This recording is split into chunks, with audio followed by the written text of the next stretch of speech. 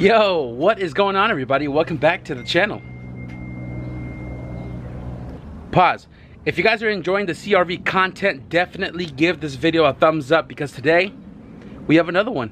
So this one, you guys have seen it before. This is the CRV owned by Taiga. This one we have the S2K wheels and the function form on it. And today we're going to be doing the B20VTEC. Now I'm not going to show you guys the B20VTEC part of it. I'm just going to show you guys laps throughout this whole video because I've covered swaps, B20V, and everything to do with swaps many and plenty times before. Auto to manual swap, pedal assembly, all that, the whole nine. And I'm just trying to get this car done before the weekend, so I just got to get down to work, start tearing it apart, assemble the engines, the transmissions, and then get it back into the car. So I just got back home. I've been driving around all day trying to find a 36mm socket, and O'Reilly's have this one for rent. Now I was looking for one to own, but they said it was special order, and if I was going to order it, I might as well get it off of Amazon, probably for cheaper. So I'm renting this for 48 hours. There should be plenty of times for me to take this out, get an engine assembled, put it back in, return that within 48. So I'm gonna go ahead and put you guys on the laps, and let's get started.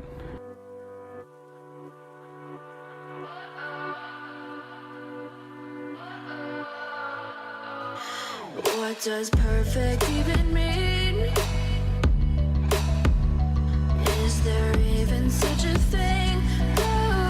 Ooh, can we switch up all the rules and imagine a utopia?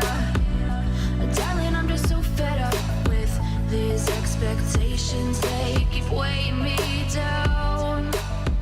My heart is 2 hours later, with phone time, the motor is out. Now Pick and Kevin came through and gave me a hand with this because I was becoming a little lazy, but you know what, the engine is out. And what, are you going to clean this motor or what? Yeah. You know what I mean? Because homeboy over here thought his axle wasn't all bad, but yeah, it's pretty bad. So I decided to take the engine out because the head's coming off, chain's coming off, and all that would be left in the car will be a short block. And when I did the transmission in my car, the all-wheel drive tranny is stupid heavy, so I didn't want to have to sit here and fight trying to put the transmission on and then doing the head. Instead, I pulled the whole engine out so we can clean it and assemble everything right here, and then roll it back underneath, swap it back in, and in between we're going to be doing like fuel line tuck, get rid of that filter, probably clean the engine bay a little bit, and probably do a pedal assembly as well too. Had to wash the driveway a little bit because I hate coolant being everywhere. Not that it was everywhere, it was just like a little patch that came out of this sucker when the engine came out.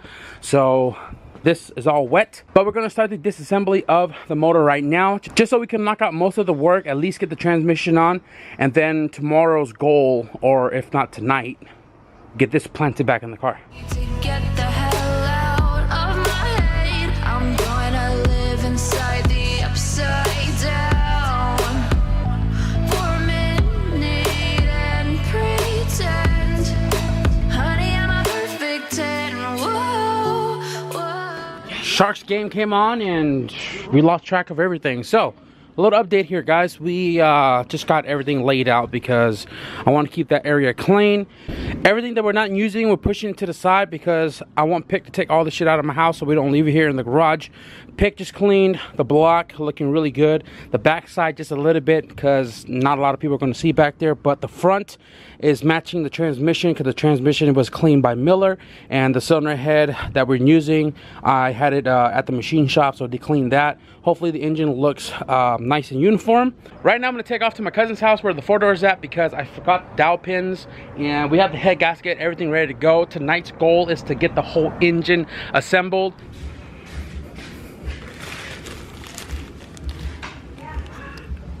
Dowel pins, boy, that's what I needed right here. Honey, I'm a perfect 10. Whoa, whoa.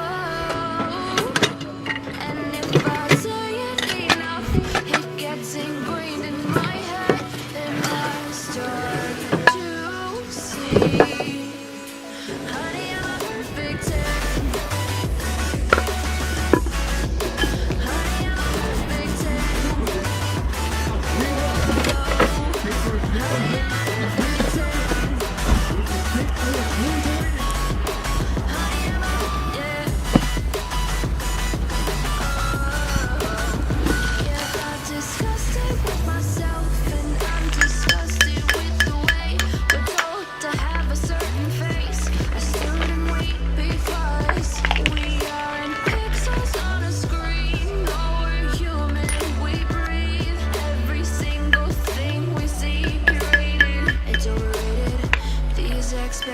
Expectations, they keep weighing me down.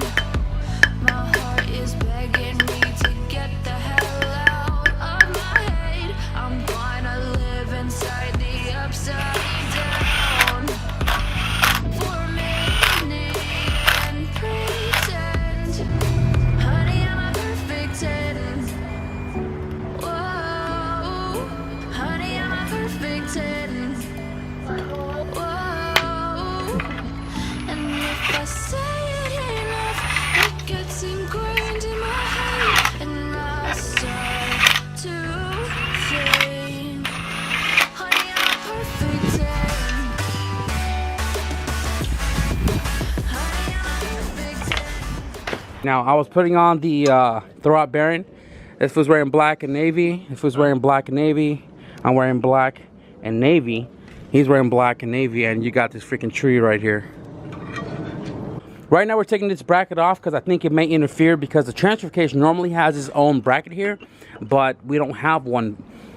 I know that may interfere because the bracket for this guy goes in place of that, but removing that, hopefully he'll find a bracket later. Right now we're going to get the transmission mated up, and then we're going to work on the head since we got the dowel pins now. And with the transmission on the block, it kind of gives it a little more weight and stability when we torque the head down.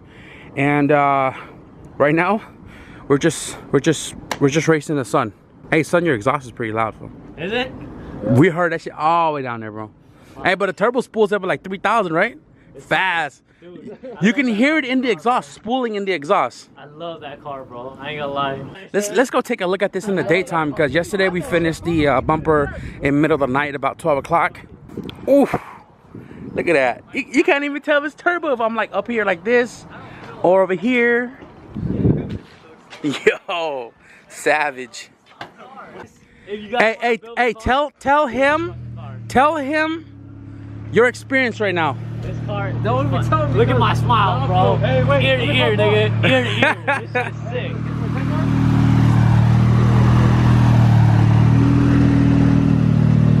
This car's hella. Hey, you gonna grind those gears like you did his EF? Don't grind my gears, though. You know what really grinds my gears? That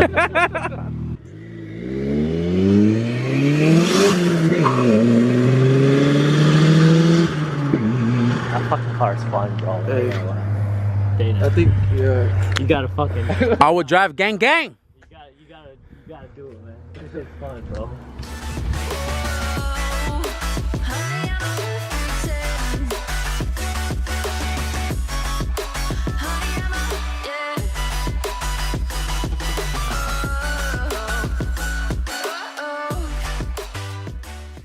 yeah. Golden State Warriors just won, and the B20VTEC is near complete.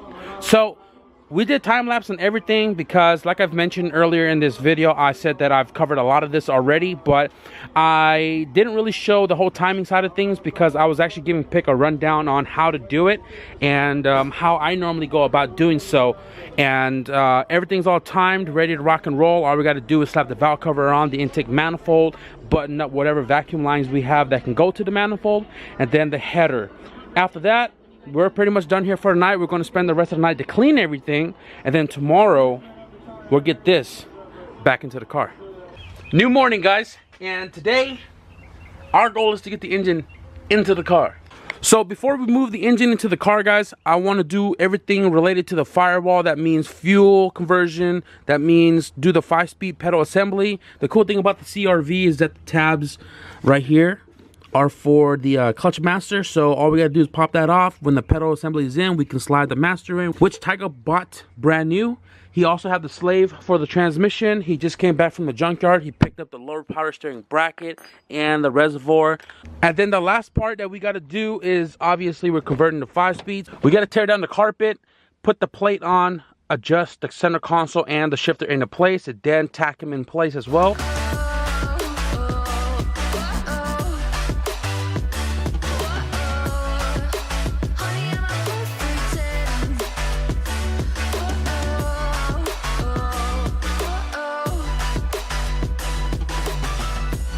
We decided to just take off the bracketry from the dashboard right there in the center, which is this guy right here. And the reason why we took this off is because we want to make it easier for us to do everything we need to do right here as far as going from auto to manual. And the air duct that goes to the floor for the automatic, it's different than the 5-speed. So the automatic one sits about this area, and then it comes off to the little holes on the side right there. And the manual one actually comes around because the shifter tunnel thing right here sits here, and we had to chisel away the sound deadening right here, and this goes in place of that. But before we weld it in place, we're gonna fit the consoles, everything pretty much back on, get this positioned with the shifter on it, put the carpet piece that goes in between here, and then the center console itself right there. Make sure it's nice and straight, and then I'm gonna mark it out, and then we're gonna clean this down to the metal, tack it in place, primer it, and then we're gonna put the manual duct back in, assemble this guy. I took the pedal assembly out while Tiger was doing that. We got the pedal out right there, and now I'm gonna do the pedal first so I can get this back up and out of the way, and then we'll start doing the shifter assembly. Honey, I'm a perfect 10. Whoa, honey, I'm a perfect 10. Whoa, and if I say it enough, it gets ingrained in my head, and I start to think, honey, I'm a perfect 10. Honey, I'm a perfect 10. We spent a lot of hours prepping the interior back to normal, and we were spending some time on the clutch system. So we bought the JBTUNED clutch line kit, right? The tuck clutch line kit, and it says D and B series, but the original hole that was wide open from the box on this clutch master is this guy, and this is a lot bigger than what is provided with the kit. And then this was already installed in the car, and we didn't see the opening on the other end, which had an Allen set screw in it, and that is the right thread pitch for this guy right here, this banjo. So because we used the side, we now have to go to Home Depot and see if we can find a big ass plug for this so we can block it off, install this. This right here is really close to the booster, so we got to install it beforehand, so that way we don't have to fight putting a tool between the booster and this head right here. And once we get this plugged up, we'll throw it all back together, hook up the line, and then we're gonna put the motor in the car.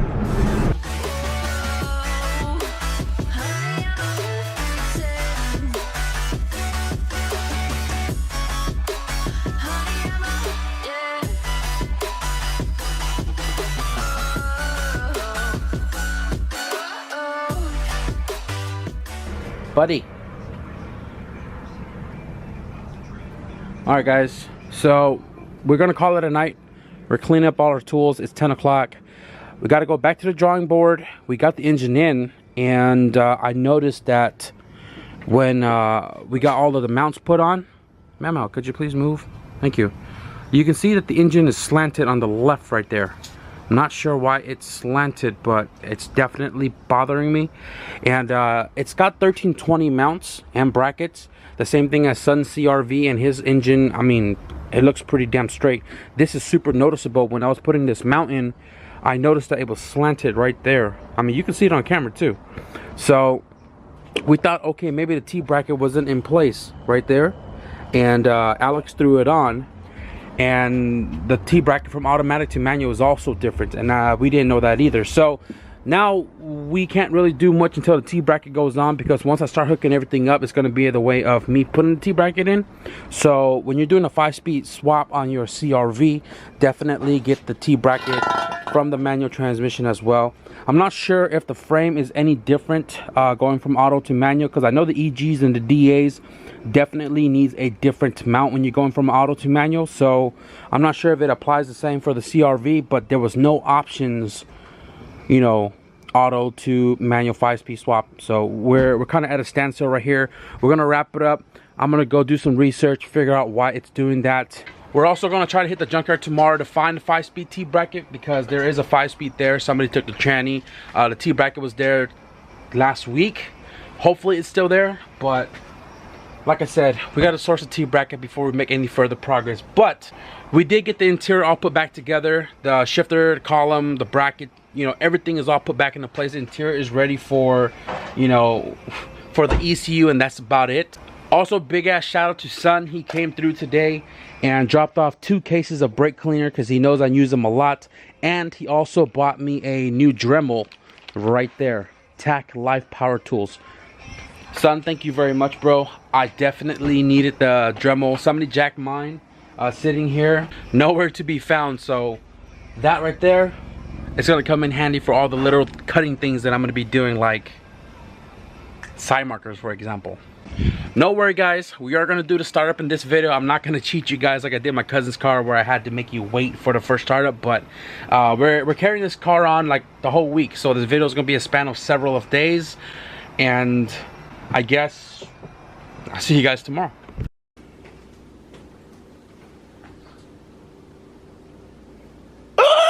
Alright guys, so it's been 2 days since the last clip, and I'll give you guys a little update here. Been running through the dilemma with the engine's positioning. I don't know if I mentioned in the last clip, but the engine was crooked on the passenger side, and we got a T bracket. Want to give a big shout out to Jesus. He's a local here. He had a 5-speed CRV T bracket, and went to go pick it up yesterday. Fitted the T bracket into place. Now these motor mounts are super solid, so it was kind of hard to fit the back one, but regardless of the fact, we got it installed. Right now the back mount is loosely bolted in because I have to maneuver the engine around to figure out the slant. Now I found out that there is an auto to manual motor mount for the EKs and the CRV. Honestly, didn't even think they were different, but according to Innovative's website, they do have an automatic to manual swap mount, kind of like the EG does. So because it's $140 plus shipping and several days out, I cannot wait because I need the space to work on other cars after this one. Instead, went to the junkyard and got this other 5-speed mount. I got one right here, I got one right there. So what I am actually doing is making a new hole right there. So how I'm going about doing this is, I've taken this bracket out. This one is in place, the back is in place, both loosely, and I jacked up the transmission side to get the valve cover to be somewhat straight. You can kind of see it's straight with the grill, if it's truly straight, but definitely not as noticeable as it was slanted earlier prior to taking this out. But I got the engine kind of leveled, right? And I drilled out the second hole right here, and how I did that was I jacked up the engine in position, I threw the mount in place, and then I took my permanent marker and pretty much traced out this hole right here on the bushing itself, and then measured from the bottom of that hole to this guy to find my distance. And then I marked it out, drilled it out. Throw this on here real quick, and you can see how that hole somewhat lines up. Ah, there it is. So like I said, there's a lot of wiggle room to get this to be 100% in place. So all I got to do now is knock off this right here in the back, drill out the same hole if not bigger, and then kind of mount it in place, put the bolt into place, tack it in place, and then that'll be our auto to manual custom bracket for the transmission. Progress update, guys. Oh, damn moth. So for the CRV, being that it was automatic, just like any car you do an auto to 5-speed swap, you got to bypass the neutral safety switch. Now the EF that I've done, DAs and DCs, I believe the shift column being on the center console, there's a plug that comes off the shift selector, and you just jump those 2 wires together or wire to a switch to your clutch, and then that'll take care of your neutral safety switch. Now on the CRV, thank you to Ryan, he told me the automatic CRV has the neutral safety switch at the end of the tranny on the automatic transmission, and the plug that goes to it is right here. He said the gray wire right here is the wire for the neutral safety switch, I believe, and he said that you have to ground this wire, which I did right here, and we were able to get the car to turn on, which I'll show you in just a second because my battery's dead. Ah yes, fresh battery. So Another thing you got to do for the automatic portion of this car is the key gets stuck, right?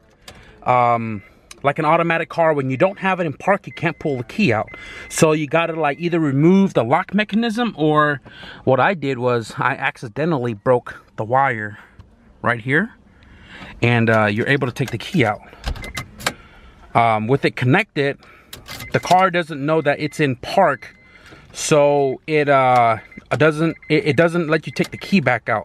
Now I can't show you that obviously because mine is disconnected, but I'm gonna turn the car on real quick for you guys. It is currently open header, and it is currently on the B20 ECU because PIC does not have an ECU to, you know, program the B20VTEC, the VTEC part of this for the most part. So I'm gonna turn it on quick, and then I'm gonna go ahead and put the exhaust on, the radiator, and everything else to button up this car. And then we'll probably go around the block or something. But so far, it's looking good.